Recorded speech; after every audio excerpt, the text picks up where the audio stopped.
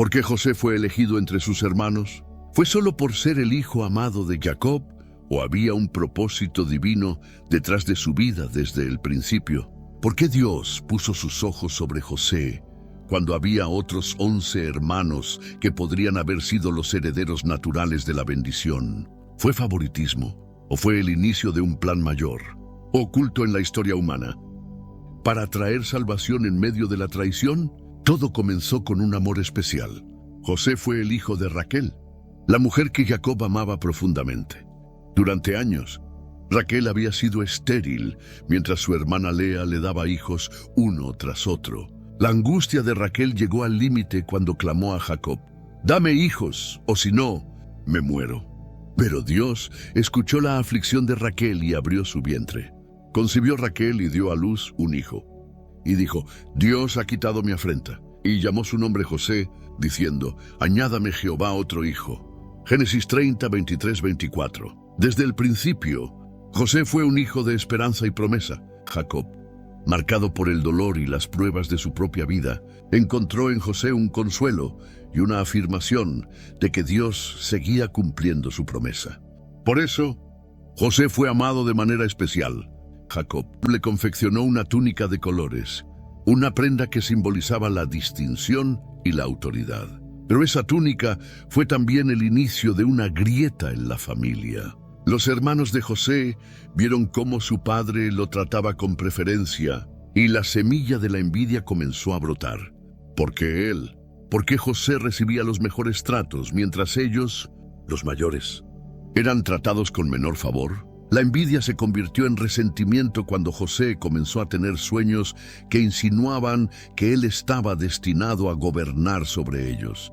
He aquí que estábamos atando manojos en medio del campo, y mi manojo se levantaba y permanecía erguido, y vuestros manojos estaban alrededor y se inclinaban ante el mío. Génesis 37, 7. ¿Acaso un simple muchacho tendría poder sobre sus hermanos mayores? ¿Cómo podría José, el menor de todos ellos, excepto Benjamín, reinar sobre ellos? Los hermanos de José lo despreciaban cada vez más.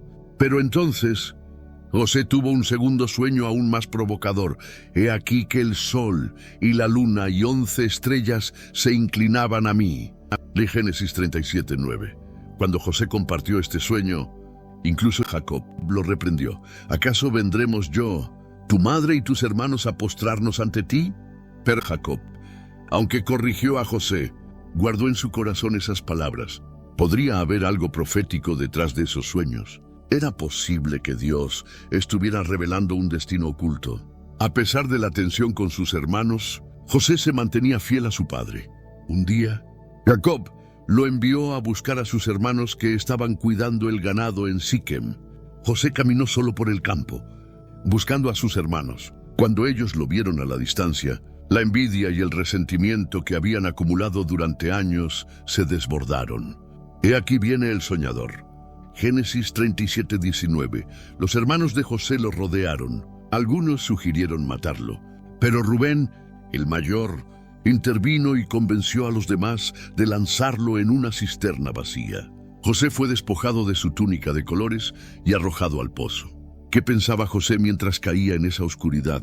¿Dónde estaba Dios en ese momento? ¿Dónde estaba la bendición y el favor que sus sueños le habían revelado?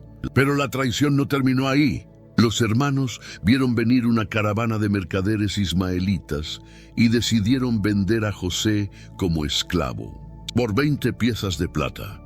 El destino de José fue sellado. Sus propios hermanos lo entregaron a extranjeros que lo llevaron encadenado hacia Egipto. Los hermanos tomaron la túnica de colores, la mancharon con sangre de un cabrito y se la llevaron a Jacob. Cuando Jacob vio la túnica ensangrentada, desgarró sus vestidos y cayó en duelo profundo. Una mala bestia lo devoró. José ha sido despedazado. Génesis 37, 33. Mientras Jacob lloraba desconsolado, José viajaba encadenado hacia una tierra desconocida, hacia un futuro incierto. Pero, ¿había terminado ahí la historia de José? ¿O acaso Dios estaba utilizando esa traición para colocarlo en el lugar exacto donde necesitaba estar? José fue vendido como esclavo en Egipto, pero el favor de Dios no lo abandonó. Fue comprado por Potifar, un oficial del faraón, y allí comenzó a servir en su casa. Dios estaba con José y todo lo que tocaba prosperaba. Potifar lo vio y lo puso a cargo de toda su casa. Pero la verdadera prueba aún estaba por venir. La esposa de Potifar fijó sus ojos en José. Día tras día trataba de seducirlo, pero José, firme en su integridad, le respondió: ¿Cómo? Pues, ¿haría yo este grande mal y pecaría contra Dios? Génesis 39:9. Pero un día, cuando José estaba solo en la casa, la mujer lo tomó por la túnica y él huyó, dejando su prenda en sus manos. Humillada y furiosa, la mujer acusó falsamente a José ante Potifar, quien lo hizo encarcelar.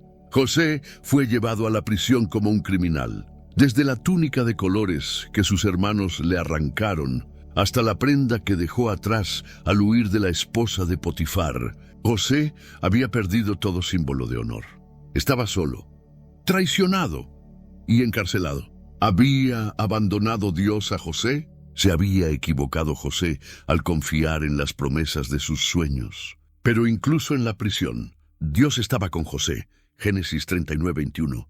José prosperaba aún tras las rejas, y el jefe de la cárcel lo puso a cargo de los prisioneros. José interpretaba sueños con sabiduría y precisión, pero todavía quedaba una pieza clave en el plan de Dios. José, el hijo favorito de Jacob, había sido despojado de todo. De la casa de su padre, fue llevado a la casa de Potifar. De la casa de Potifar, fue enviado a prisión. Pero Dios estaba tejiendo una historia más grande. El momento de la exaltación de José aún estaba por llegar. Y cuando llegara, cambiaría no solo su vida, sino el destino de toda su familia. Pero, ¿cómo pasaría José de la prisión al trono de Egipto? ¿Podría el favor de Dios realmente sacarlo de la oscuridad y llevarlo a la gloria? ¿Se cumplirían finalmente los sueños que Dios le había dado? José había pasado de ser el hijo favorito de Jacob a ser un esclavo en Egipto, y de esclavo a prisionero. Pero Dios estaba con él. A pesar de la injusticia y el sufrimiento, José prosperaba incluso en las sombras de la prisión. El jefe de la cárcel vio la integridad y la sabiduría en José y lo puso a cargo de todos los prisioneros. Pero, ¿podría un prisionero olvidado alguna vez levantarse para cumplir el propósito de Dios? Una noche, 2 hombres fueron encarcelados junto a José, el copero y el panadero del faraón. Ambos tuvieron sueños perturbadores y José, con la calma de quien conoce la voz de Dios, les dijo: no son de Dios las interpretaciones. Contádmelo ahora. Génesis 40:8. El copero contó su sueño primero. Una vid con 3 ramas florecía y daba fruto rápidamente. El copero exprimía el fruto en la copa del faraón y se la presentaba. José interpretó con certeza: las 3 ramas son 3 días. En 3 días el faraón te levantará la cabeza y te restituirá a tu puesto. Génesis 40:12-13. El panadero, viendo que la interpretación era favorable, contó su sueño: 3 cestas de pan sobre su cabeza y las aves comían de ellas. José, con una expresión solemne, le respondió: las 3 cestas son 3 días. En 3 días el faraón levantará tu cabeza y te colgará de un madero, y las aves comerán tu carne. Génesis 40:18-19. 3 días después, las interpretaciones de José se cumplieron exactamente. El copero fue restaurado, pero el panadero fue ejecutado. Antes de que el copero saliera de la prisión, José le hizo una petición: acuérdate, pues, de mí cuando tengas ese bien, y te ruego que uses conmigo de misericordia y hagas mención de mí al faraón para que me saque de esta casa. Génesis 40:14. Pero el copero olvidó a José. Pasaron 2 años. 2 años de espera, 2 años de silencio. ¿Pensaba José que Dios lo había olvidado? Se preguntaba si sus sueños de grandeza habían sido solo una ilusión. Pero Dios no había terminado con José. En el tiempo perfecto de Dios, el faraón tuvo un sueño que perturbó profundamente su espíritu.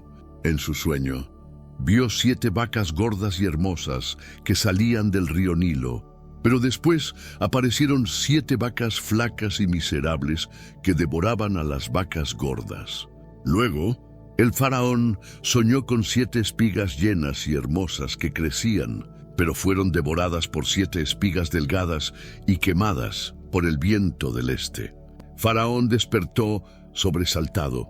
Mandó a llamar a todos los magos y sabios de Egipto, pero ninguno pudo interpretar el sueño. Fue entonces cuando el copero recordó a José. «Hoy me acuerdo de mis faltas», dijo el copero, Génesis 41:9. José fue llamado ante el faraón. Un joven hebreo, vestido como prisionero, ahora se presentaba ante el hombre más poderoso del mundo. Temblaba su corazón al estar en la sala del trono. Se preguntaba si este era el momento para el que Dios lo había estado preparando durante años de sufrimiento y prueba. Faraón le dijo: «He tenido un sueño y no hay quien lo interprete, pero he oído decir de ti que oyes sueños para interpretarlos». Génesis 41:15. José, con una humildad y firmeza que solo pueden nacer de una confianza absoluta en Dios, respondió: «No está en mí. Dios será quien dé respuesta propicia a Faraón». Génesis 41:16. José escuchó el sueño y entonces habló con autoridad. El sueño de Faraón es uno mismo. Dios ha mostrado a Faraón lo que está por hacer. Las 7 vacas gordas y las 7 espigas llenas son 7 años de abundancia. Pero las 7 vacas flacas y las 7 espigas delgadas son 7 años de hambre. Dios ha revelado a Faraón que vendrán 7 años de gran prosperidad sobre Egipto, seguidos por 7 años de hambre tan severa que hará olvidar la abundancia. Faraón, asombrado por la sabiduría de José, preguntó: «¿Qué debemos hacer?». José, movido por el Espíritu de Dios, respondió con un plan: «Busque el faraón un hombre prudente y sabio, y póngalo sobre la tierra de Egipto. Haga esto el faraón, nombre gobernadores que recojan la 5ª parte de la cosecha durante los años de abundancia y almacenen el grano en las ciudades, para que haya provisión durante los 7 años de hambre». Faraón miró a sus consejeros y declaró: «¿Acaso hallaremos a otro hombre como este, en quien esté el Espíritu de Dios?». Entonces el faraón dijo a José: «Pues que Dios te ha hecho saber todo esto. No hay entendido ni sabio como tú. Tú estarás sobre mi casa, y por tu palabra se gobernará todo mi pueblo. Solo en el trono seré yo mayor que tú». Génesis 41, 39, 40. José, el esclavo, el prisionero, fue exaltado como el segundo hombre más poderoso de Egipto. El faraón le puso un anillo en su mano, lo vistió con lino fino y puso una cadena de oro sobre su cuello. Lo hizo montar en su segundo carro y proclamó ante él: «Doblad la rodilla». José tenía 30 años, de esclavo a gobernador, en un solo día. ¿Pero acaso esto fue una casualidad? ¿O fue el cumplimiento de los sueños que Dios le había mostrado en su juventud? José comenzó a gobernar con sabiduría.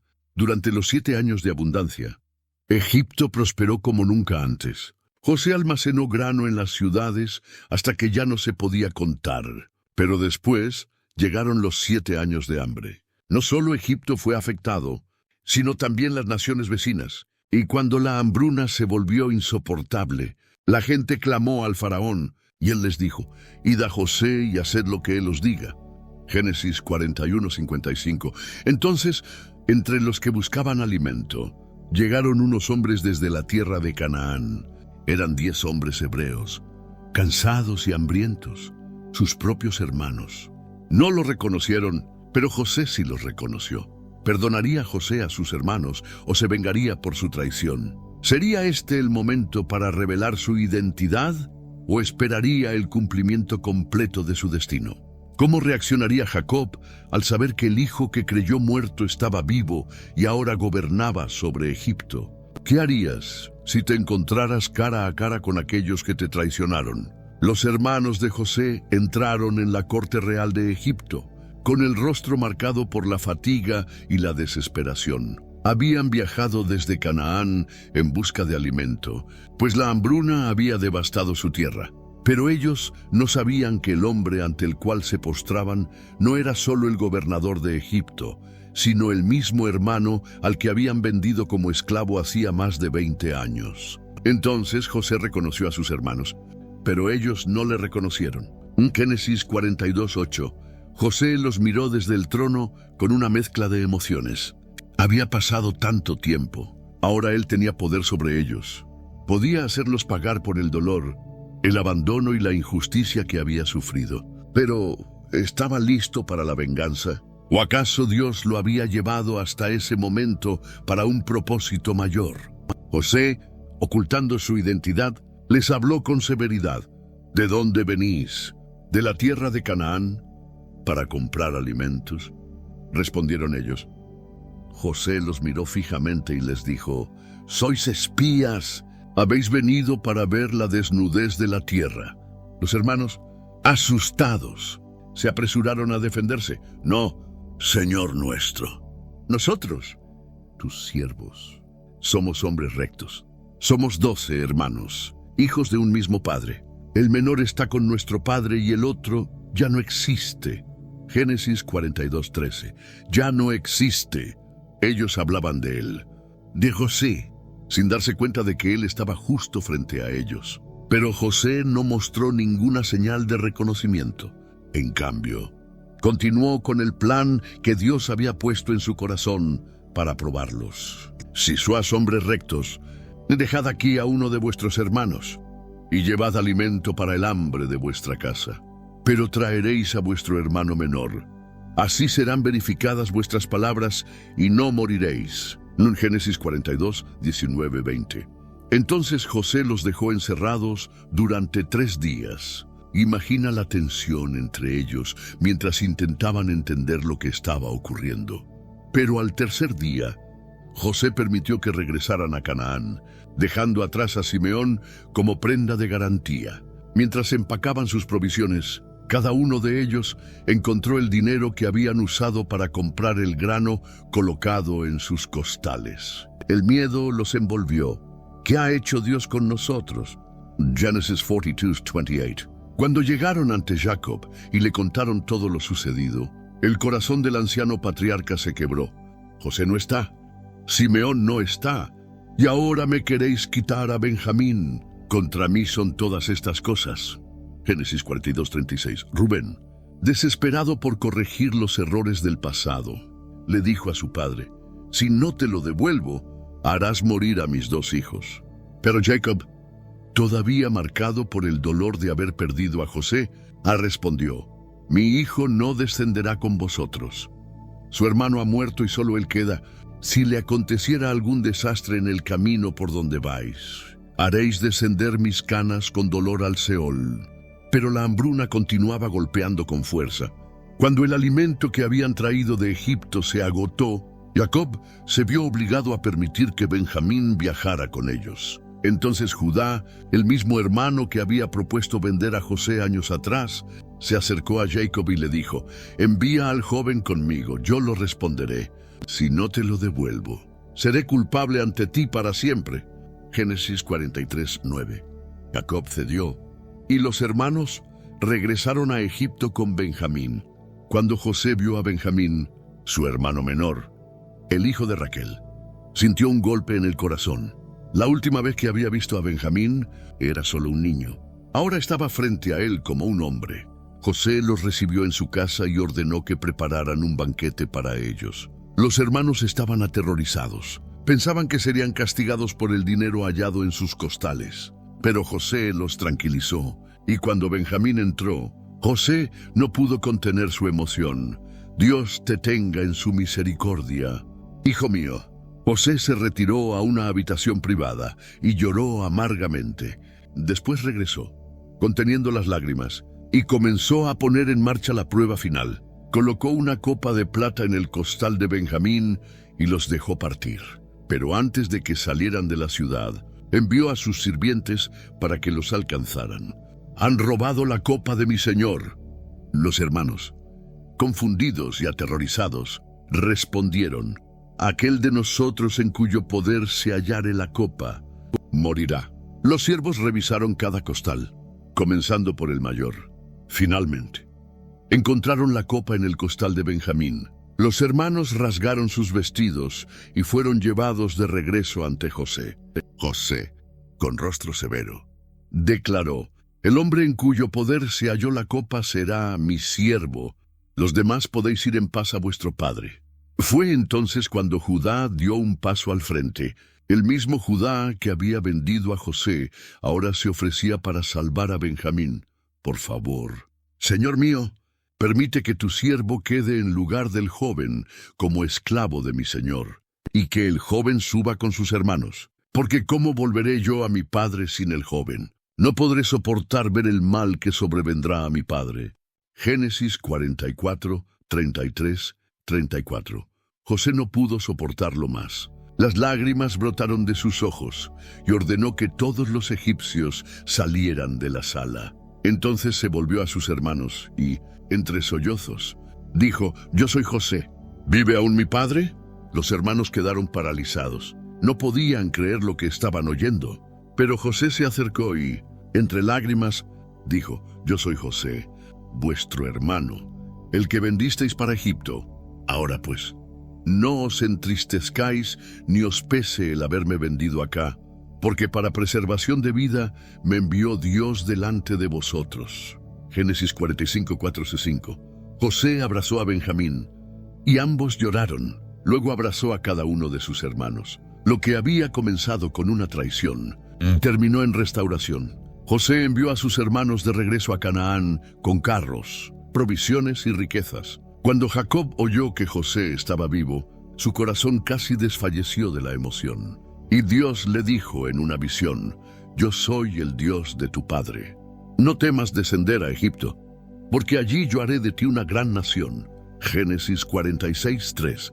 Jacob descendió a Egipto con toda su familia. 70 almas entraron a Egipto, pero saldrían como una nación. Dios había usado la traición, el sufrimiento y la redención para cumplir su plan eterno. José había sido vendido como esclavo, pero ahora era el salvador de su familia y el instrumento de la promesa divina. El Dios de Abraham, Isaac y Jacob había guiado cada detalle y el linaje de la promesa estaba asegurado. La familia de Jacob había encontrado refugio en Egipto, en la tierra de Gosén.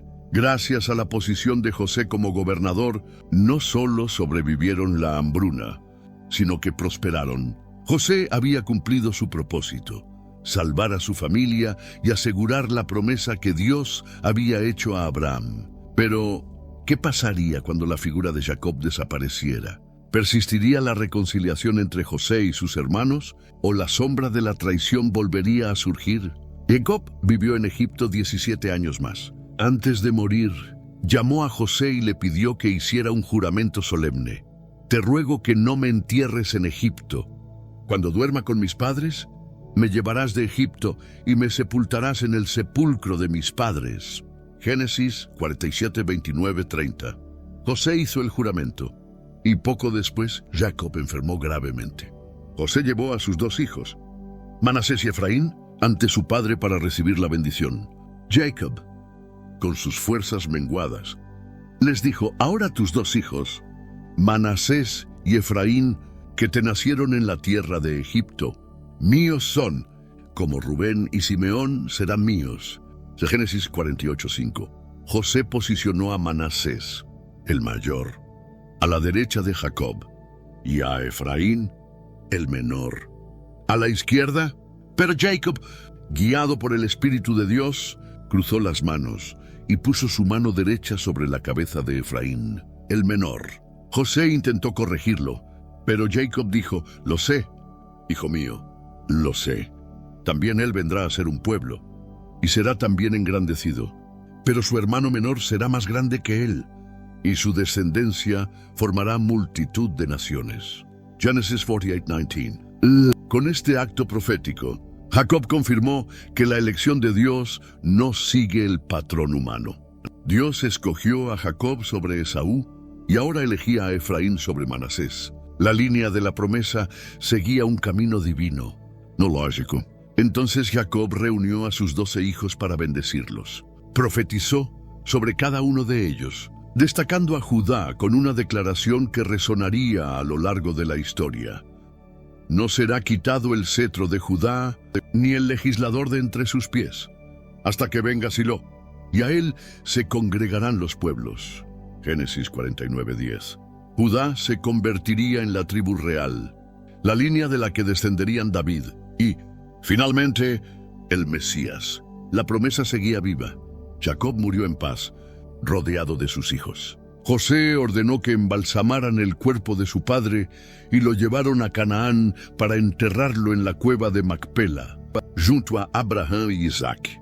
Fue un cortejo impresionante. Los egipcios y los hebreos juntos lloraron a Jacob durante 7 días. El pacto de Dios estaba siendo honrado.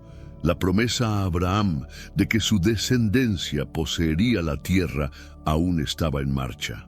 Pero cuando Jacob murió, el temor se apoderó de los hermanos de José. El recuerdo de la traición aún los atormentaba. Pensaban que ahora que su padre había muerto, José podría vengarse por todo lo que le habían hecho. Entonces enviaron un mensaje a José, diciendo: tu padre mandó antes de morir, diciendo: así diréis a José, te ruego que perdones ahora la maldad de tus hermanos y su pecado, porque mal te trataron. Génesis 50, 16, 17. Cuando José escuchó esto, lloró. ¿Acaso sus hermanos no habían entendido que la mano de Dios estaba detrás de todo lo que había ocurrido? José los reunió y les dijo: no temáis, ¿estoy yo acaso en lugar de Dios? Vosotros pensasteis hacerme mal, pero Dios lo encaminó a bien, para hacer lo que vemos hoy, para mantener en vida a mucho pueblo. Ahora, pues, no tengáis miedo, yo os sustentaré a vosotros y a vuestros hijos. Génesis 50, 19, 21. José consoló a sus hermanos y habló a sus corazones con ternura. No solo los perdonó, sino que reafirmó que Dios había usado incluso la traición para cumplir su plan eterno.